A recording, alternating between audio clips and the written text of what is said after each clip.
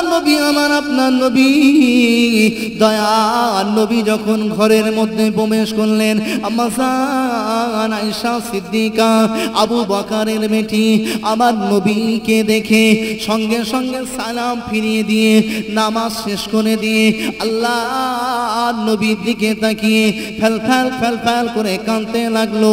আল্লাহর নবী আমার আপনার নবী দয়ার নবী রহমাতাল লিল আলামিন বলতে লাগলো, আয়েশা ও বিবি আয়েশা, ও আবু বকরের বেটি আয়েশা, আমি মুহাম্মদ কি তোমাকে কোনো কষ্ট দিয়েছি?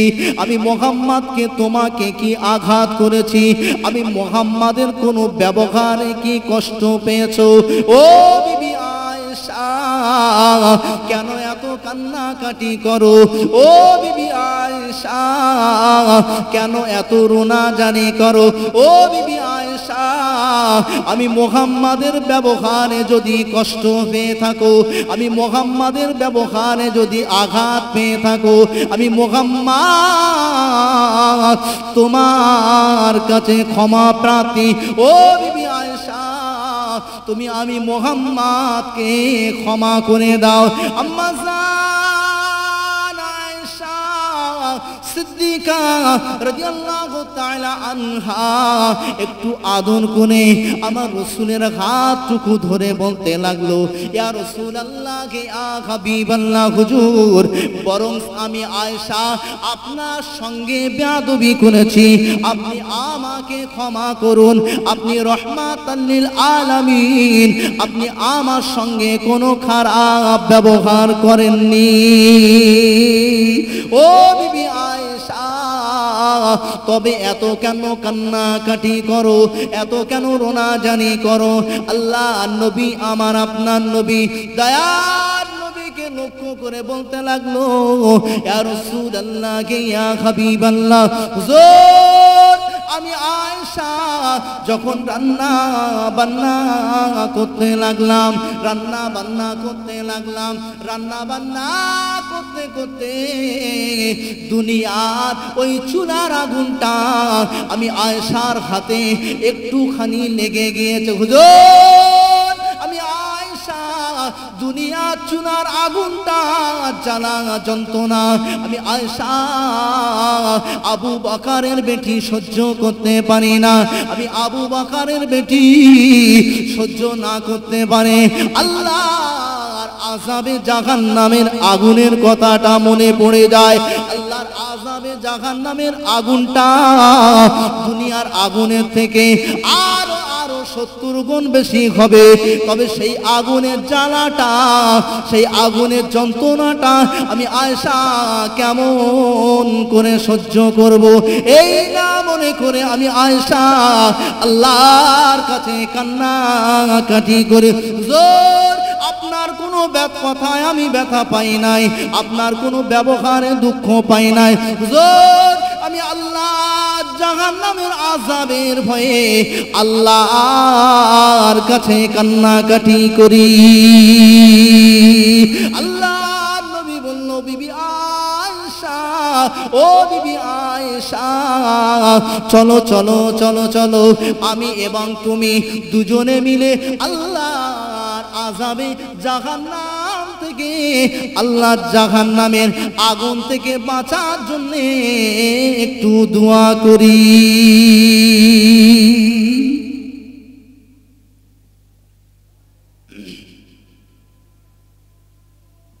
বুঝতে পারছেন তো? ওনারা ঠিক করে দেবো, মাইক প্যানের ওদিক তাকানোর দরকার নেই। ওনারা সাউন্ড কোথায় কি করলে ভালো হয় ওনারা জানে। আজকে আপনারা এসেছেন শোনার জন্য, শুনুন, দেখান না। কি বুঝতে পারছেন তো কথা? তা রসুল ঘরে গেলেন, আজ বক্তব্যটা ওই দিকে নয়। রসুল ঘরে গেলেন, কবার সালাম দিলেন? 3 বার। রসুল ঘরে গেলেন, নিজের ঘরে ঢোকার জন্যে সালাম দেওয়ার প্রয়োজন আছে? আর নিজের বিবির ঘরে যাবে, সালাম দেওয়ার প্রয়োজন আছে?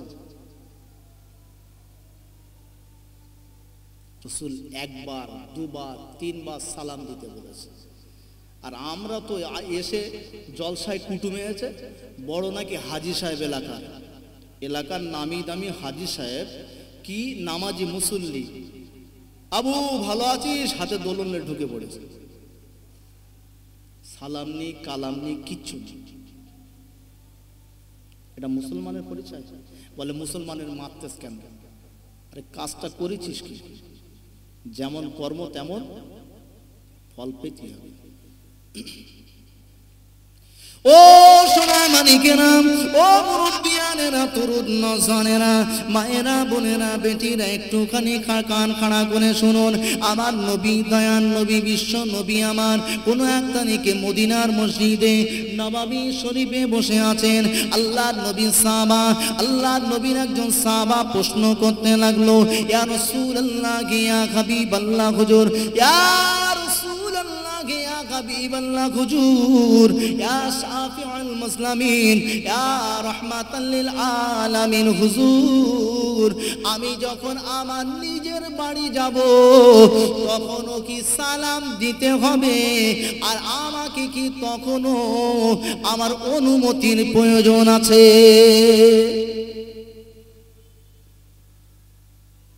সালাম নিজের বাড়ি যাব, ওখানে কি অনুমতির প্রয়োজন হবে? অনুমতির দরকার আছে? সাহাবা জিজ্ঞেস করছে হুজুরকে। আল্লাহর নবী আমার, আপনার নবী, দয়ার নবী, রাহমাতাল লিল আলামিন, আমার আপনার নবী, দয়ার নবী, বিশ্ব নবী আমার বললেন, এ আমার সাহাবারা, তোমরা কি চাও? তোমাদের ঘরেতে মা আছে, তোমাদের ঘরেতে বোন আছে, তোমাদের ঘরেতে তোমাদের উপযুক্ত যুবতী মেয়ে কন্যা সন্তান আছে। তোমরা কি চাও তোমাদের ঘরের কোন মা বোনকে উলঙ্গ অবস্থায় দেখতে? তোমরা কি চাও তোমাদের ঘরের মা বোনকে উলঙ্গ অবস্থায় দেখতে? তুমি ঘরে ঢুকছো, হঠাৎ গিয়ে দেখছো তোমার মার হয়তো পেটের কাপড় কি পিঠের কাপড় সরে গিয়েছে, ওটা কি তুমি দেখতে চাও? যদি না চাও তবে সালাম দিয়ে ঢুকবে। জোরে বলুন না। ও সোনার মানিকেরা, ও মুরব্বিয়ানেরা, তরুণ নজনেরা, আল্লাহর নবী আমার, আপনার নবী, দয়ার নবী, বিশ্ব নবী আমার সালামটা কত সুন্দর আমাদের শিখিয়ে গিয়েছে। সালাম আমাদের সমাজ থেকে উঠে গিয়েছে। আল্লাহর নবী বললেন, এ আমার সাহাবারা, আমি রাসূলুল্লাহ জানিয়ে দিলাম, আমি হাবিবুল্লাহ জানিয়ে দিলাম, আমি তোমাদের নবী জানিয়ে দিলাম, ক্বালা তুতঈমুত তাআম ওয়া তাকরাউ সালাম আলা মান আরাফতা ওয়া মান লাম তারিফ। আল্লাহর নবী সাহাবা মদিনার মসজিদে নববী শরীফে বসে বসে হুজুরকে প্রশ্ন করতে লাগলেন, হুজুর আপনি আমাদেরকে এমন কোন আমল শিখিয়ে দিন যে আমলটা করতে সহজ হবে, যে আমলটা আমাদের কাছে সহজ হবে কিন্তু আল্লাহ পাকের কাছে বড় হবে। আল্লাহ নবী আমার, আপনার নবী, দয়ার নবী, রাহমাতাল লিল আলামিন বললেন, এ আমার সাহাবারা, আমি রাসূলুল্লাহ জানিয়ে দিলাম, আমি হাবিবুল্লাহ জানিয়ে দিলাম, আমি তোমাদের নবী জানিয়ে দিলাম, ক্বালা তুতঈমুত তাআম ওয়া তাকরাউ সালাম, আমি রাসূলুল্লাহ বললাম, ক্বালা তুতঈমুত তাআম, তোমরা যদি কোনো ক্ষুধার্ত ব্যক্তি দেখো ওই ক্ষুধার্ত ব্যক্তিকে খানা খাওয়াও।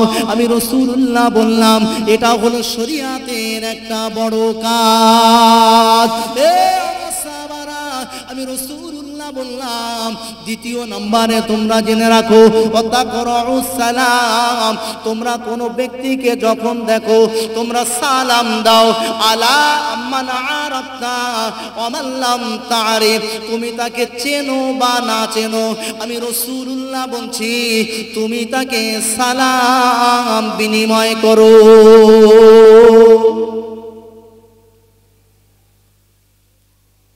শুধু হাজী সাহেবকে চিনি বলে হাজী সাহেবকে সালাম দিতে হবে, বাকি যে মাঠে যাচ্ছে জোন কাটতে তার দেখে কোনো সম্মান নেই? সে মানুষ নয়? যে জন মজদুরি করে সে মানুষ নয়? তাকে সালাম দেওয়া যাবে না? এরকম হাদিস নিষেধ আছে না? অচেনা লোক গ্রামে ঢুকে পড়ে তার সালাম দেওয়া যাবে না? আলা মান আরাফতা ওয়া মান লাম তারিফ, যদিও চেনো বা না চেনো মুসলমান দেখলে সালাম দাও।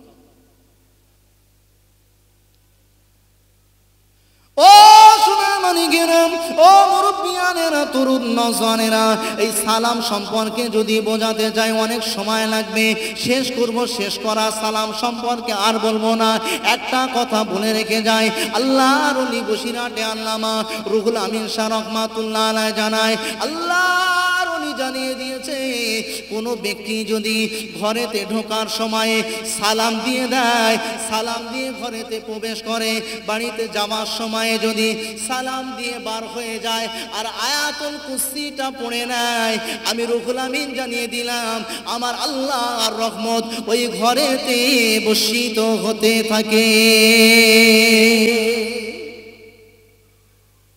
সালাম দিলে কি হয়? রহমত বর্ষিত হয়, মারপিট বন্ধ হয়, অশান্তি বন্ধ হয়, ঝামেলা মিটিয়ে যায়।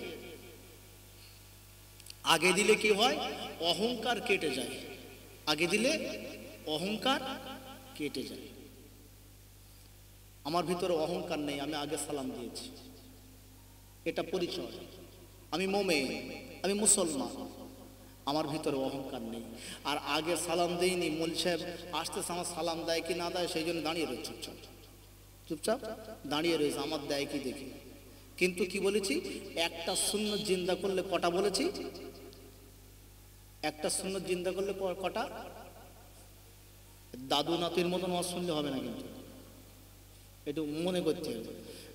দাদু আর নাতি ওয়াজ শুনতে গেছে, গিয়ে মৌলভী সাহেব যা বলেছে, ফিরে আসার সময় মৌলভী সাহেব বলেছে যে ফরজ তরফ করা যাবে না, ফরজ তরফ করা যাবে না, মানে হেঁটোর উপরে কাপড় তোলা যাবে না। এ নাতি তো ফরজ তরফ করবে না বলে খানা পড়েছে, একটা শীষের খাল আমাদের যেমন ওই রকম একটা খাল পড়েছে, ও ওইভাবে ভিজদি ভিজদি চলে গিয়েছে। আর দাদু তুলতে তুলতে মাথায় তুলে পাকড়ি বেঁধে, আবার লাবাতে লাবাতে পুরো আবার লাগিয়ে ফেলেছে। মানে যত নামতেস তত তুলতেস, আর যত উঠতেস তত নামাচ্ছে। তারপর দে দাদু, আমি তো ভিজে গেছি, তুই ভিজিস নি? বলে হেসবো কেন? তুলতি তুলতি নেমেছি আর খুলতি খুলতি আবার ফের উঠেছি। তা বলতে বলে দাদু জানিস নি মৌলভী সাহেব বলেছে ফরজ তরফ করা যাবে না। মৌলভী সাহেব ওয়াজ করেছে, ওখানে শুনে আর চাদর ঝেড়ে ওখানে দেখে তো চলে গেছে। মৌলভী সাহেব তো কথা নিলি বাঁচা যাবে? তাহলে একটা সুন্নত জিন্দা করলে কটা বলেছি? 100 শহীদের দরজা। ও সোনা মানিকেরা, ও মুরব্বিয়ানেরা, তরুণ নওজওয়ানেরা, সালাম সম্পর্কে আর বেশি নয়। আমি আপনাদেরকে বলেছি, আমার আপনার নবী, দয়ার নবী, রহমাতাল লিল আলামিন, বিশ্ব নবী আমার বললেন রদ্দুস সালাম ওয়া ইয়াদাতুল মারিজ। আমি রাসূলুল্লাহ জানিয়ে দিলাম, আমি হাবিবুল্লাহ জানিয়ে দিলাম, তোমরা যদিও কোনো ব্যক্তি অসুস্থ হয়, ওই অসুস্থ ব্যক্তিকে দেখতে যাবে, ওই অসুস্থ ব্যক্তিকে সান্ত্বনা দেবে, ওই অসুস্থ ব্যক্তির মাথায় যদি হাত বুলিয়ে দাও, ওই মাথায় হাত বুলিয়ে দেওয়ার দরুনে তোমার হাতের নিচে যত চুল পড়বে অতগুলো নেকি আমার আল্লাহ তোমাদের নামায় আমলে লিখে দেবে। আর একটু মন খুলে বলুন সুবহানাল্লাহ। ও সোনার মানিকেরা, আল্লাহ নবী কিন্তু বললেন না যে তোমরা শত্রুকে অসুস্থ হলে দেখতে যাবে না, তোমার শত্রুও যদি অসুস্থ হয় তবে তুমি দেখতে যাবে। আল্লাহর নবী বললেন তোমার প্রতিবেশী, তোমার আত্মীয় যেই অসুস্থ হোক না কেন সবাইকে দেখতে যাবে। কিন্তু রাসূল এটাও বলেননি যে তোমাকে বাপকে দেখবে না, মাকে দেখবে না। আর আমরা সমাজে আমরা অসুস্থ ব্যক্তিকে দেখতে যাই, শালা অসুস্থ হলে দেখতে যাই, শ্বশুর অসুস্থ হলে দেখতে যাই, শাশুড়ি অসুস্থ হলে দেখতে যাই, শালি অসুস্থ হলে দেখতে যাই, ভাইরা ভাই অসুস্থ হলে দেখতে যাই, নিজের ভাই অসুস্থ হলে যাওয়ার সময় নাই। এটা চলতে সমাজে হচ্ছে, এটা হয়, আমাদের দেশে হয়, হয় না? কি বলবো না বাধ্য বলবো? ও সোনার মানিকেরা, ও মুরব্বি মুরব্বিয়ানেরা, তরুণ নওজওয়ানেরা, আমাদের ঘরেতে সময় যখন সাবালক হয়ে গিয়েছি, উপযুক্ত বয়স হয়ে গিয়েছে, উপযুক্ত বয়স হয়ে গেলে আমাদের বাপ আমাদের ভীষণ মন্ত্রী এনে দিয়েছে। ওই ভীষণ মন্ত্রীর কথা শুনে নিজের ভাইয়ের সঙ্গে সম্পর্ক ছেদ হয়েছে, নিজের মায়ের সঙ্গে সম্পর্ক ছেদ হয়েছে, নিজের বাপের সঙ্গে সম্পর্ক ছেদ হয়েছে, নিজের প্রতিবেশীর সঙ্গে সম্পর্ক ছেদ হয়েছে। অথচ দেখতে পাওয়া যায় ওই ভীষণ মন্ত্রীর যত আত্মীয় আছে সবার সঙ্গে সম্পর্ক গাঢ় হয়েছে। আমার ভাই অসুস্থ হলে 5,000 টাকা ধার দেওয়া যাবে না, ওর ভাই অসুস্থ হলে 50,000 টাকা দিতে হবে। এটা হচ্ছে না, হয় না? শাশুড়ির শরীর খারাপ হয়েছে, বলিয়ারতে গিয়ে ভালো করে ওই মানে প্যাকেট করা ওই শোলা, সাদা শোলা গায়ে জড়ানো প্যাকিং আপেল কিনতেছে। মার জন্য 100 টাকার ওই ফুটপাতে পাকাবলি বিক্রি হয়, ও আনে না। এর নাম অসুস্থ দেখা হচ্ছে? কি অসুস্থ দেখা হচ্ছে এটা? ও সোনার মানিকেরা, ও মুরব্বিয়ানেরা, তরুণ নওজওয়ানেরা, আপনার যতই শত্রু হোক না কেন, আপনার যতই শত্রু হোক না কেন, রাসূল বলল দেখলে সালাম দাও। অসুস্থ হলে ওই ব্যক্তিটাকে দেখতে যাও। আল্লাহ নবী আমার, আপনার নবী, দয়া নবী আমার যখন রাস্তা দিয়ে চলতেন, আমার নবীর রাস্তাতে উম্মে জামিল নামে একজন মহিলা, উম্মে জামিল নামে একজন মহিলা আমার নবীর রাস্তাতে কাঁটা বিছাতো, আমার নবীর রাস্তাতে ময়লাগুলো ফেলে দিত। আহারে, আমার নবীর যখন কাঁটাগুলো বিছিয়ে দিত, আল্লাহর ফেরেশতা জিবরিল আমিন আমার নবীর কদমের নিচে, কদমের নিচে, কদমের নিচে আল্লাহর ফেরেশতা জিবরিল আমিন ডানা বিছাতো। ও সোনার মানিকেরা, না না না না, আমার নবীর পায়ের নিচে কাঁটা ফুটে যাবে, আমার নবী আঘাত পাবে, আমার নবী কষ্ট পাবে। উম্মে জামিলের নোংরা সোংরা গুলো উম্মে জামিলের ওই জানালা দিয়ে রাস্তার দিকে ফেলতো। আমার নবীর যাবার সময় হলে আমার নবীর রাস্তাটা ময়লা করে দিত। কিন্তু না না, আমার নবী একদিন, দুদিন, 3 দিন দেখতে পায় আমার নবীর চলার রাস্তায় কোনো কাঁটা নাই, আমার নবীর চলার রাস্তায় কোনো ময়লা নাই, আমার নবীর চলার রাস্তায় কোনো রকম বিপদ নাই। আমার নবী সাহাবাদেরকে বলতে লাগলো, এ আমার সাহাবারা, ওই যে বুড়ি মহিলাটা, ওই বুড়ি মহিলাটা যে আমার চলার রাস্তাতে কাঁটা বিছাতো, আহারে আমি নবী যখন কাঁটাগুলো দেখতাম, কিন্তু না না, ফেরেশতা জিবরিল আমিন ডানা বিছিয়ে দিত। এ আমার সাহাবারা, আমার ফেরেশতার ডানার উপর দিয়ে হাঁটা হয় নাই, তবে সেই মহিলাটা কি মারা গিয়েছে না ওই মহিলাটার কি খবর তোমরা একটু নাও। সাহাবারা খবর নিয়ে এসে বলতে লাগলো, ইয়া রাসূলুল্লাহ, ইয়া হাবিবাল্লাহ, হুজুর, হুজুর উম্মে জামিল বড় অসুস্থ হয়েছে, উম্মে জামিল বড় অসুস্থ হয়ে পড়েছে। আল্লাহর নবী বললেন, এ আমার সাহাবারা, চলো চলো চলো, ওই ইহুদির বাচ্চা উম্মে জামিলকে আমি মুহাম্মদ একটু দেখতে যাব।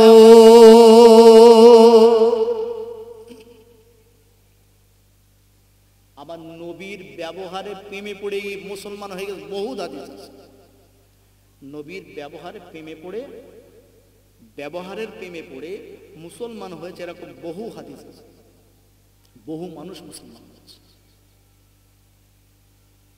ও সোনার মানিকেরা, ও মুরব্বিয়ানেরা, তরুণ নওজওয়ানেরা, আল্লাহ নবী আমার, আপনার নবী, দয়ার নবী আমার উম্মে জামিনের বাড়ির দিকে কয়েকজন সাহাবাকে সঙ্গে নিয়ে যেতে লাগলো। উম্মে জামিনের কাছে গিয়ে বলতে লাগলো, মা, ও মা, আপনার কি হয়েছে মা? আল্লাহর নবী যখন খোঁজ খবর নেয়, উম্মে জামিলের চোখ দিয়ে top top top top top top top top করে পানির টুসাগুলো গড়িয়ে যায়। উম্মে জামিল বলতে লাগে, এ বাবা মুহাম্মদ, বাবা মুহাম্মদ, আমি তোমাকে কষ্ট দেওয়ার জন্যে, আমি তোমাকে কষ্ট দেওয়ার জন্যে, এ বাবা মুহাম্মদ, তোমার রাস্তাতে আমি কাঁটাগুলো বিছিয়ে দিয়েছি। এ বাবা মুহাম্মদ, তোমার রাস্তাতে, চলার রাস্তাতে পচা উটে ছাগলের নাড়ি ভুঁড়িগুলো ছড়িয়ে দিয়েছি, বাড়ির জঞ্জালগুলো ছড়িয়ে দিয়েছি, কিন্তু না না, আজ 3টে দিন অসুস্থ হয়ে গেলাম বাবা, 3টে দিন অসুস্থ হয়ে গেলাম বাবা।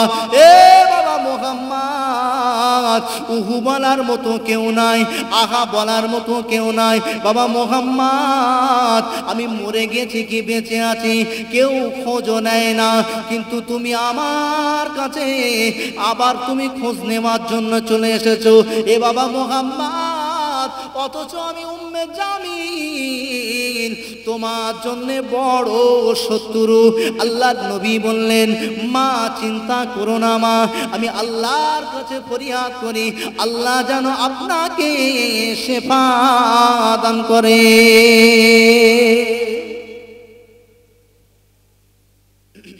এর নাম হলো আমাদের নবী রহমাতাল লিল আলামিন, রহমাতাল লিল আলামিন। যে শত্রু তার বাড়িতে গিয়েও হাজির, আর আমাদের যদি একটুখানি সামান্য শত্রুতা হয় ওর সঙ্গে আর মোটেই চলা যাবে না, মোটেই চলা যাবে না। পাঁচিল তুলে দাও, মুখ দেখা যাবে না। ও সোনার মানিকেরা, ও মুরব্বিয়ানেরা, তরুণ নওজওয়ানেরা, আমি আপনাদেরকে পুরোপুরি বোঝাতে পারবো না, সময় শর্টের জন্য আমি আরেকটু আগিয়ে যাই। আল্লাহর নবী বললেন, রদ্দুস সালামি ওয়া ইয়াদাতুল মারিজ ওয়া ইত্তিবাউল জানাইজ। আমি নবী বললাম, কোন মাইয়িত যদি হয়ে যায় ওই মাইয়িতের জানাজার পিছনে পিছনে চলে যাও। আমি রাসূলুল্লাহ বললাম, একজন মুসলমান অপর মুসলমানের জন্য এটাও একটা হক, কোন মাইয়িতের জানাজা আদায় করা।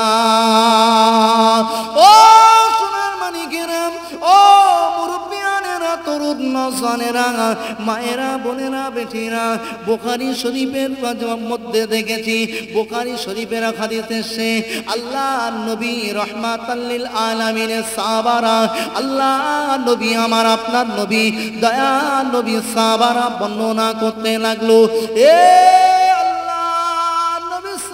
শুনে রাখো, জেনে রাখো, আল্লাহ নবী সাহাবারা বলতে লাগলো, আমার রাসূলুল্লাহ জানিয়ে দিয়েছেন, আমার হাবিবুল্লাহ জানিয়ে দিয়েছেন, কোন মাইয়িতের জানাজায় যদি যাওয়া হয় ওই মাইয়িতের জানাজায় যাওয়ার সঙ্গে সঙ্গে আল্লাহ পাক রব্বুল আলামিন ওই বান্দাটার নামায় আমলে 1 কেরাত পরিমাণ নেকি লিখে দেয়।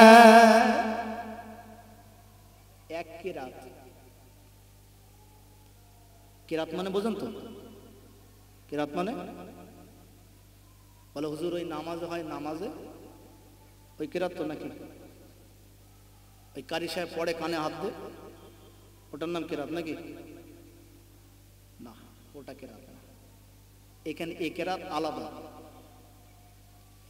ও সোনার মানিকেরা, ও মুরব্বিয়ানেরা, তরুণ নওজওয়ানেরা, আল্লাহর নবী আমার আপনার নবী দয়ার নবী বিশ্ব নবী আমার বিশ্ব নবী সাহাবারা জানিয়েছেন, কোন কোন হাদিসের মধ্যে এসেছে, আল্লাহর নবী দয়ার নবী আমার বললেন, এ আমার সাহাবারা, আমি রাসূলুল্লাহ জানিয়ে দিলাম, আমি হাবিবুল্লাহ জানিয়ে দিলাম, আমি তোমাদের নবী জানিয়ে দিলাম, কোন ব্যক্তি যদি জানাজা আদায় করতে পারে ওই ব্যক্তিটার নামায় আমলে যেমন আমার আল্লাহ 1 কেরাত নেকি লিখে দেয়। ওই ব্যক্তিটা জানাজা সম্পন্ন করার পরে মাইয়িতের পিছনে পিছনে পিছনে পিছনে কবরস্থান পর্যন্ত পৌঁছে যাবে। ওই কবরস্থান পর্যন্ত পৌঁছে গেলে আল্লাহ পাক রব্বুল আলামিন আমার ওই উম্মতের নামায় আমলে আরো 1 কেরাত নেকি লিখে দেয়। ও সোনার মালিকেরা, আল্লাহ নবী সাহাবারা বর্ণনা করতে লাগলো, আল্লাহ নবী আমার আপনার নবী সাহাবারা বলতে লাগলো, এ আমার আল্লাহ নবী সাহাবারা বলতে লাগলো, আমার আপনার নবী দয়ার নবী বিশ্ব নবী আমার জানিয়েছেন, কোন ব্যক্তি যদি ওই মাইয়েতের জানাজা আদায় করে এক কেরাত নাকি লিখে দেওয়া হয়, দ্বিতীয় কবরস্থান পর্যন্ত গেল, দ্বিতীয় কেরাত নাকি লিখে দেওয়া হলো। তৃতীয় নম্বরে আমার নবী বললেন, কেউ যদি তিন মুঠো মাটি দিয়ে চলে আসে, মিনহা খলাকনাকুম অফিহা নুঈদুকুম অমিনহা নুখরিজুকুম তারাতান উখরা, তিন মুঠো মাটি দিয়ে ফিরে এলো, আমার আল্লাহ ওই বান্দাটার নামে আমলে 3 কেরাত পরিমাণ নেকি লিখে দেয়।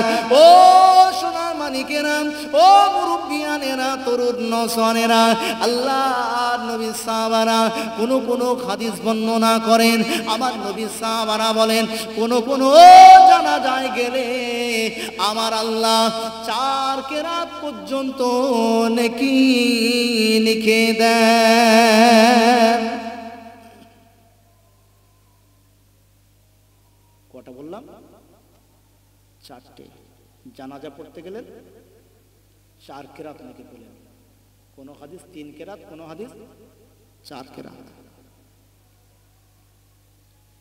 ও সোনার মানিকেরা, ও মুরব্বিয়ানেরা, তরুণ নওজওয়ানেরা, আমার আপনার নবী দয়ার নবী বিশ্ব নবী আমার বিশ্ব নবী সাহাবারা জিজ্ঞাসা করলো, হুজুর আপনি যে আমাদেরকে জানিয়ে দিলেন 1 কেরাত, 2 কেরাত, 3 কেরাত কি 4 কেরাত, কিন্তু কেরাত শব্দটার অর্থটা আপনি একটু জানিয়ে দিন।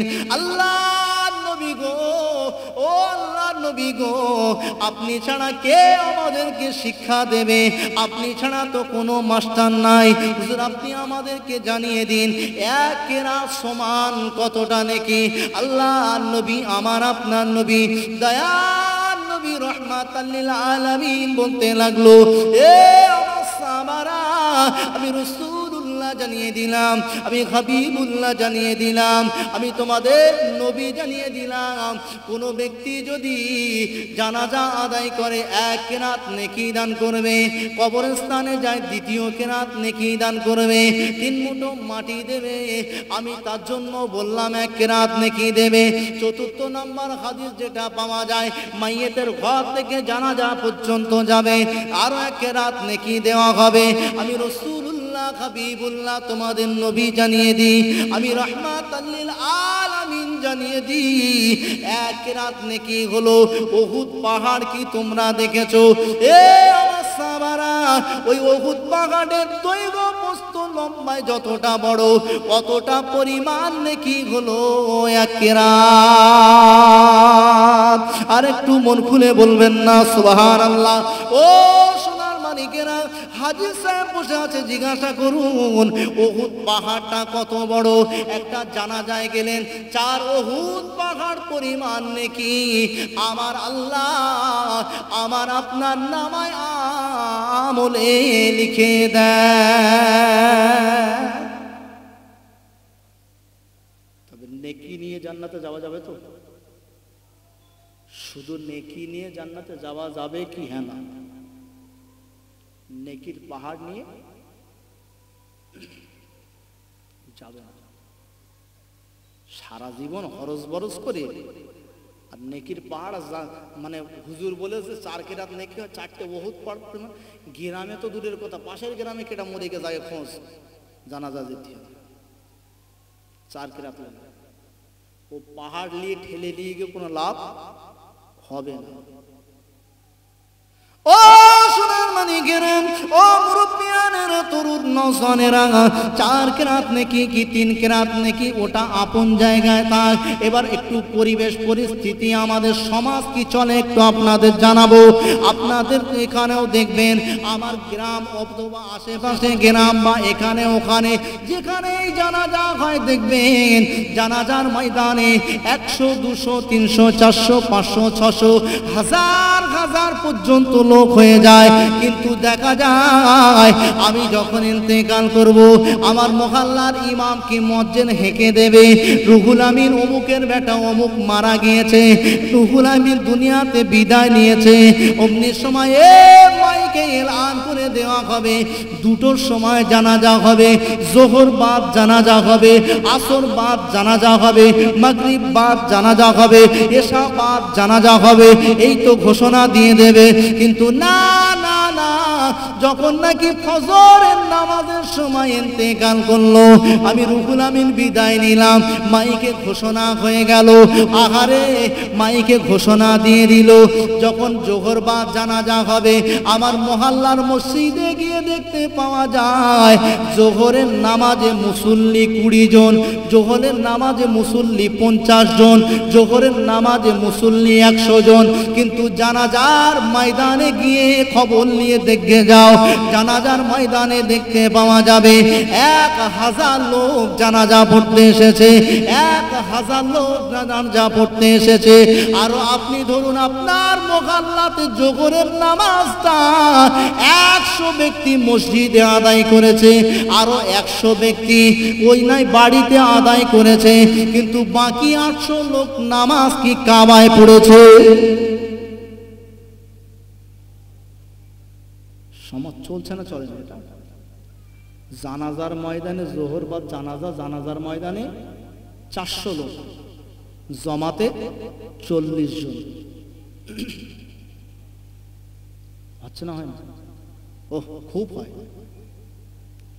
ও সোনার মানিকেরা, ও মুরব্বিয়ানেরা, তরুণ তরুণ নওজওয়ানেরা, মায়েরা, বোনেরা, বেটিরা, আল্লাহ নবী, দয়ার নবী, বিশ্ব নবী আমার বললেন, এক ওয়াক্ত নামাজ, এক ওয়াক্ত নামাজ ইচ্ছা করে কাজা করলে, এক ওয়াক্ত নামাজ ইচ্ছা করে কাজা করলে, আল্লাহ নবী জানিয়েছে আল্লাহ পাক তাকে জাহান্নামে 2,88,000 বছর পোড়াবে। কিন্তু না না, জোহরের নামাজটা আমার জন্য ছিল ফরজ, জোহরের নামাজটা আদায় না করে জানাজার নামাজটা কি আমার জন্য ফরজ ছিল? জানাজাটা আমার জন্য ফরজ। নিয়ত করার সময় আমরা কি বলি? আরবাআ তাকবীরাত সালাতুল জানাজা ফরজুল কিফায়া, ফরজে কিফায়া। আপনি যদি মহল্লার, আমি উত্তর পাড়ায় যদি মারা যাই, তাহলে আমার জানাজায় দক্ষিণ পাড়ার লোক যদি না যায়, তথাপিও উত্তর পাড়ার 4 জন আদায় করলে আদায় হয়ে যাবে। আমার জন্য ফরজ ছিল জোহরের নামাজ। জোহর বাদ দিয়ে মসজিদের পাশে দাঁড়িয়ে দিব্যি খৈনি ডলতেছে, খৈনি ফেলে দিই, হাত ধুয়েছ কি না ধুয়েছ ওই অবস্থায় দৌড়ছে। জানাজা পড়বে, ওর কেরাত 4 কেরাত দেবে না লেট হবে? ওর কি মনে হচ্ছে?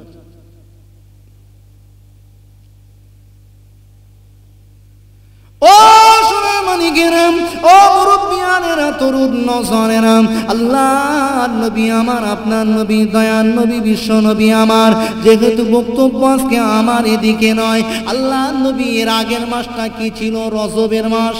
এর আগের মাসটা ছিল রজবের মাস।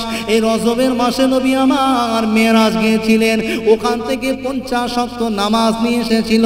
আমার নবীকে আমার আল্লাহ যখন 50 ওয়াক্ত নামাজ দিয়ে ফেরত পাঠিয়ে দিলেন, আমার আল্লাহ পাকের নবী, নবী মুসা আলাইহিস সালামের সঙ্গে দেখা হয়েছিল। নবী মুসা বলেছিল, মুহাম্মদ তোমার উম্মতিরা 50 ওয়াক্ত নামাজ আদায় করতে পারবে না। 5 ওয়াক্ত পড়ে না, 50 থাকলে মোল সাহেবরা পড়তো না, ঠিক না ভুল? 5 ওয়াক্ত তাই পড়ে না, 50 থাকলে মোল সাহেবও পড়তো না। ও সোনার মানিকেরা, আজকে বক্তব্য আমার ওই দিকে নয়। নবী আমার যখন 50 ওয়াক্ত নামাজটা নিয়ে আবার যখন আরশে আজিমে ফিরে গেলেন, ও রব্বুল আলামিন আলামিন আল্লাহ আমি মুহাম্মদ আবার ফিরে এসেছি আল্লাহ আমার উম্মতেরা 50 ওয়াক্ত নামাজ আদায় করতে পারবে না আমার আল্লাহ বললেন এ আমার হাবিব আমি তোমার উম্মতের জন্য 5 ওয়াক্ত নামাজ কমিয়ে দিলাম আল্লাহর নবী মনে করলেন 5 ওয়াক্ত কমে গিয়েছে নবী আমার খুশিতে বাগবাগ হয়ে গেলেন নবী আমার খুশিতে বাগবাগ হয়ে গিয়ে আমার নবী যখন ফিরে আসে আল্লাহর নবী মুসা আলাইহিস সালাম আবার বলতে লাগলো এ মুহাম্মদ পারবে না পারবে না পারবে না তোমার উম্মতিরা 45 ওয়াক্ত নামাজ আদায় করতে পারবে না আমার নবী আবারও ফিরে গেলেন সিজদাতে পড়ে গেলেন আল্লাহ বলল মুহাম্মদ